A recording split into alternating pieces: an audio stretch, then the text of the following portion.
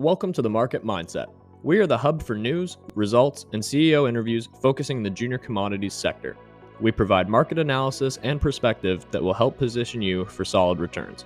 If that sounds like something you're interested in, you can help support us by liking this video, subscribing to our channel, and clicking the notification bell.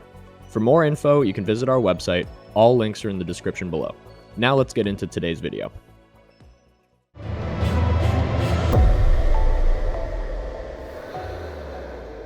Is it going to be enough as a company where you're just using ChatGPT, which is a general LLM, to do your AI compute? Probably not, because the smartest guys in the room are going to be implementing their own fine-tuned models that will have their own secret sauce that are getting them more traction when it comes to doing generative AI. So that's the direction I think this is really going. And that's how we're positioning ourselves by building out Hive Cloud so we can onboard customers and run it from the hardware and the software, so we have a fully bespoke platform for that. I love that solution, because even I liken it to the way they've kind of worked around some of the chat GTP too, is that if you ask it questions in a specific or certain way, you're going to get different answers. So it's kind of like what you're saying, is that people that become familiar using it will have a role, will have a place, because it'll always require a person to be pretty smart to ask it in a certain way, whether you want to get around the bias that it already has. And then if we get into more the general or general artificial intelligence, where perhaps it's recommending things to a person, that's truly exciting as well, because then it's a matter of what my, say, tutor would be talking to me about or encouraging me to study was very different than you, because I'm looking at certain things and it's then recommending certain things to me. And I think the more we get used to it, like you said, it's like Google, but it's still going to be very specialized. And I think with your business being able to specialize bespoke solutions for different enterprises and companies, that's going to really harness the power of that. And I guess it likens back to the name change, tie it all together with blockchain and with everything else. It makes sense for Hive. Exactly. Yeah, no, it makes sense. And Hive is a technology company. We're an innovator. We were the first to mine Bitcoin and Ethereum. We were the first to be listed on Nasdaq, TSX, and Frankfurt. We were the first to put the data centers on our balance sheet. We own the land. We built all 4 buildings in New Brunswick ourselves. So, Hive is a company first. We were the first company that built our own Bitcoin mining ASIC rig in collaboration with Intel using their block scale chip, right? That was no easy feat. And so when we take on these projects, we're ambitious, but we're all about execution, right? We're not just about rhetoric and ideas. Like, again, we've just demonstrated our beta project. We did $250,000 of revenue last quarter with our first HPC quarter on record, and it's only going from there. And I know a lot of companies talk about it, but we like to walk about it, right? Now, I know you're busy, but I have one last loaded two questions, because they're relevant and they're important. One, and not to go down the whole regulation side, but where do you see U.S. regulations going in regards to Bitcoin, specifically Bitcoin? And also, arguably more important, is the effect of like the BlackRock ETF and how that can open up a lot for the market and really provide a very exciting future. They're kind of related.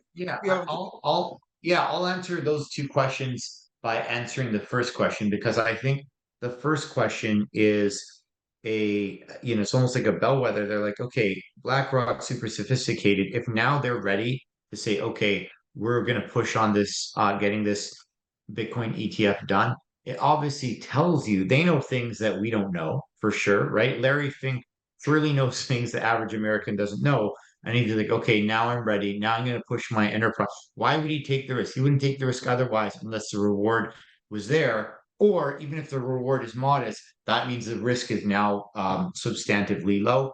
And that's a good sign, right? I think it was a former SEC chairman, Jay Clayton. There was a quote or interview that I saw today that was published. And he was basically saying, it appears now that where risk tolerance is at in the US for crypto, companies are now taking the plunge. So it seems that risk has kind of subsided a bit, which is good. Gensler was really, I think, trying to make sure companies weren't selling unregistered securities. But I think that, it was broad. Okay, they went after Binance and Coinbase was publicly traded. I would have thought that they were doing it all right. But I think that the SEC wanted to make sure that no unregistered securities were being sold, but their interpretation of an unregistered security obviously covers many definitions. It's not just one. However, Bitcoin itself was left out of that because Bitcoin's digital property, it's proof of work, right? It's different than staking. So, I think that there's a fairly good understanding now of what Bitcoin is as an asset class, which, by the way, it's a decentralized energy-backed currency. And the fact that it's energy-backed, you can count the amount of kilowatt hours it takes to mine a Bitcoin, right? Based on the difficulty and the efficiency of your machine, right? Because difficulty equals the number of hashes per block. Sorry, number of hashes per block is equal to difficulty times 2 to the power of 32. It's all math, right? So you can quantify specifically how much energy is required to mint a Bitcoin.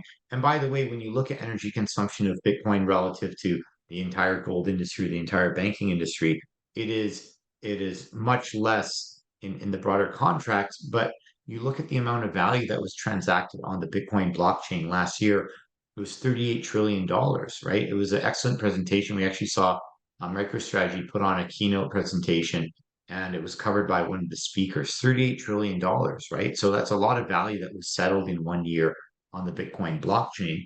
And so you look at the amount of value that's been able to get settled. And I was sending some Bitcoin recently, and it's still costing pennies, right? And you get your near instant. You might need half a dozen confirmations, but you can see that first confirmation within minutes. So I think people have a good understanding of Bitcoin, and having it being an energy-backed currency, it's a currency that's not just out of thin air; it is backed by something, right? So I think that all bodes very well for Bitcoin as an asset class, digital gold. And I think that now with information being stored on the Bitcoin blockchain through ordinals, it's remarkable, right? This is a huge advancement in Bitcoin technology because now it's just not just a decentralized ledger of financial transactions. You can have all kinds of information on Bitcoin. And so, I liken this whole evolution in cryptocurrencies and blockchain technology. It's sort of like I started my career as a radio frequency engineer, right? So back in the day, the network speeds were much faster than the handsets needed, right? Like you had a Motorola Razr, you might text a photo to a friend, but you didn't have streaming video, right? It wasn't until the iPhone came out that the application layer was there, and now there was this huge demand for more and more data throughputs. You have social media apps, you've got video, you've got Instagram, and so now you're constantly needing more data and bandwidth. And so you hit that inflection point where the use cases emerge that demand more resources. And now I think we're going to see that on Bitcoin, which is very exciting. So, and we haven't even started talking about the Lightning Network, which I think will allow for Bitcoin to be used as a payment conduit, which is very exciting. There's some great companies in the ecosystem doing some great things that we're talking to. And so we want to support all the companies doing liquid.